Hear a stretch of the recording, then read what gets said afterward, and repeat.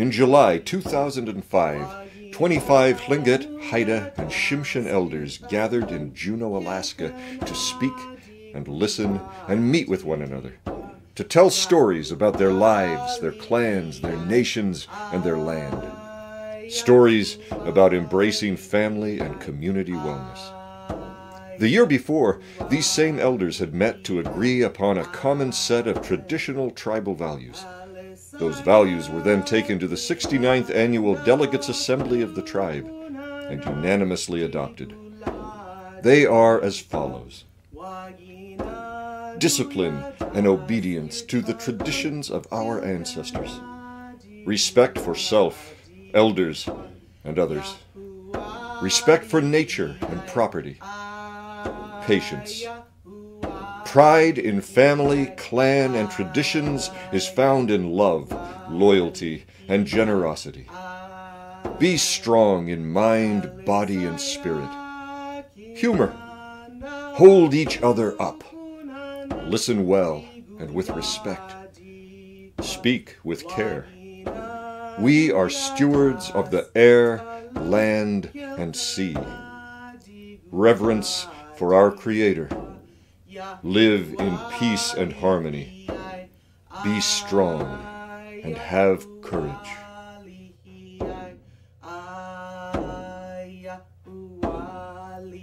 These are the stories they told.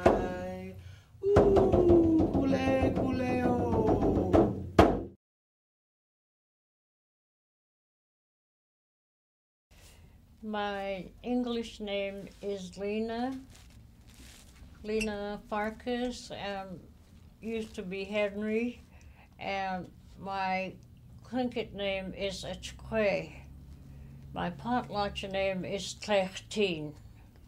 I'm Raven Kidekwan from Yakutat.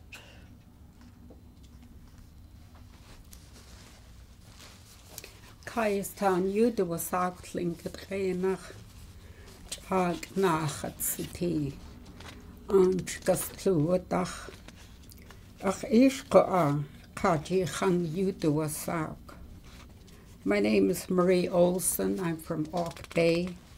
I honor my father from Sitka. He's Kiksadi, Raven, and I am Eagle. And my Tlingit name is Kaistan. Ganachish. My English name is Nellie Lord. My Tlingit name is Dastia. And my second one, I was named after my grandmother, was Juneau. I'm Kinech Kwan from Yakutat, and I am a child of a Tequidi and also a grandchild of Tequidi. We'd like to apologize for using this story simply because it's one of our protocols. You have to get permission to use a story or a song from another clan. And we're not sure who this story belongs to. And if it does, we're sorry that we're using it, and I feel like without permission. And so we'd like to apologize, but it fit the program on what we wanted to accomplish. So here we go. Well, I know some stories about the culture, and the one that really comes to mind, and I love it, it comes from the Tlingit values. It talks about self-discipline. It talks about respecting yourself, starting with yourself before you talk about others. And the story is called Black Skin, or Duk Duk Duk. And how he got his black skin was, he was a young man, a young boy, and when he was, when all the other boys were out training training themselves to become strong. He was laying by the fire, and every time the door, the flap for the longhouse opened, the ashes, the black ashes from the stove would blow on him, and it got stuck to his skin, so they called him Tuk Tut. Yeah, black skin. The other boys were busy training themselves. They'd go down the beach and take spruce boughs and beat each other with them, make their skin real strong. And when they'd come back, they would make fun of him because he was sound asleep. They thought he preferred to stay by the warm fire and sleep. And he wanted to join them, but they laughed at him. They said, "Oh, what can you do?" And he began to train himself. Mm-hmm. He said, "I'm going to train myself." So he got up early in the morning, even before the raven woke up. He was up. And the first thing he tried to do was to pull up a little tree. Small tree. He tried to pull it up. In the beginning, he couldn't pull it up. But later on, as he practiced and as he went down before the raven crowed, the other guys would come back, and sure enough, Tuk Tut would be sound asleep by the fire. He fooled them. And the time came when all the boys were ready to go out to that island, that big island that was all full of sea lion. And there was one big one that was at the top of the pile of rocks out there on the ocean. And the other fellows would... How did he get out there? He had asked if he could go with them on the boat and tried them to get permission to get aboard so he said he would help them. He asked them, and they said, "Oh, what can you do? What can you do?" And he said, "Well, let me go. Let me go." He said, "I'll bail the canoe out." He said, "I can really bail it out fast." And he did that, huh? Yes, he kept bailing more and more and more because the wind was kind of blowing and the water, the waves was pouring water into the canoe. And so he kept bailing faster and faster, and they kind of, the boys decided they were going to go back because the weather was too bad. But Tuk Tut got kind of like, he just got energized, and he jumped on the rock pile. It was sort of like a rock pile where the sea lions lay, and so he jumped on there, and the first one that he came to was a big sea lion, and he just ripped it apart. And he stayed on the island with them for a while.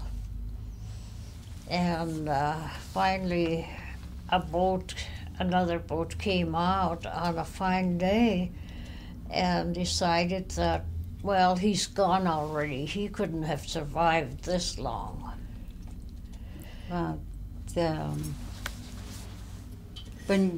When are you understanding what we're telling you? Okay, because there's three of us telling the story to you so that you would understand, and Marie has a version of hers too.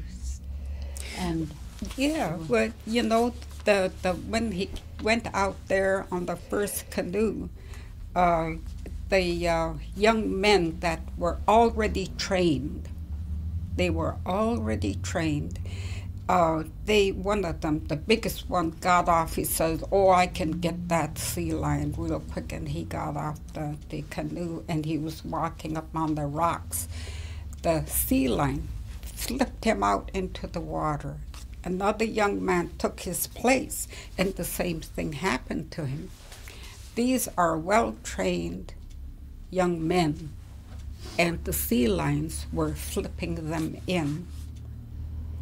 And when it came to his turn, he didn't waste any time. You have to remember, he was already trained. He trained himself. He had a lot of self-discipline. As soon as it was his turn, he said, "It's my turn." He jumped on the rocks, boom, boom, boom, boom, and he grabbed that big sea lion by the flippers and he ripped them in half. He was that strong. And it was because he disciplined himself every morning when the people that were living there didn't know that he would get up so early in the morning to go into the water. And a long time ago, the boys were trained by going into the water every morning, and they would use that Hemlock. and they would strengthen them with it on their skin.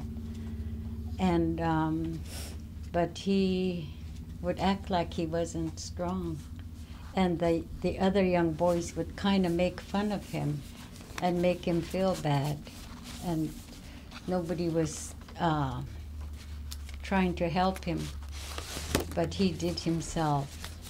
Self-discipline, they call, and he started having his mind was getting stronger, and he taught himself to be strong, and he tested himself each morning that he came back out of the water, and he was trying to uproot a tree. And when he could uproot that tree, he found out that he was ready. And I think there was other things that he did that it reminded him that he can do a lot more, and to make his spirit strong. So those were the kind of things he was learning. And well, the other boys were training too, but just by watching, listening, and seeing, he learned, and he taught a lot more of that to himself. He also learned patience. He learned how to wait. While the other boys were getting really strong, he determined that he was going to train himself, and he got up before the raven crowed.